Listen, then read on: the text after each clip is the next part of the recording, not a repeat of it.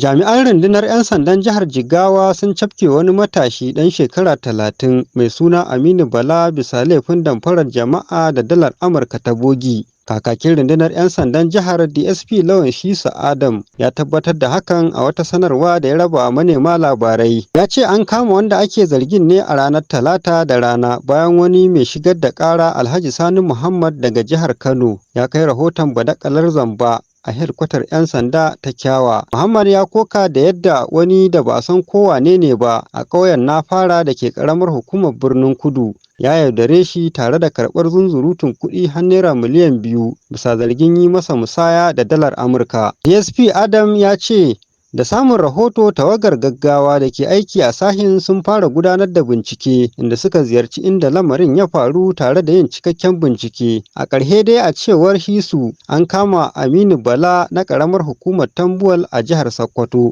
Kayayyakin da aka samu a hannun wanda ake zargi sun hada da wata ƙaramar akwati ɗauke da jabun takardun kuɗi guda 321 da dalar Amurka guda 100. Da jan babur baksa da tsabar kuɗi naira 59,820 wanda ake zargin ya bayyana cewa babur ɗin da kuma kuɗin da suke wajensa sun samu ne daga hannun wani da abin ya shafa mai suna Abdurra'uf Suleiman da ke ƙauyen Kwatai a ƙaramar hukumar Birnin Kudu wanda shi ma aka yaudare shi ta irin wannan hanya. Kakakin 'yan sandan ya ce wanda ake zargin ya amsa laifinsa da ake zarginsa da shi kuma za a gurfanar da shi a gaban kotu domin ya gane shayi ruwa ne.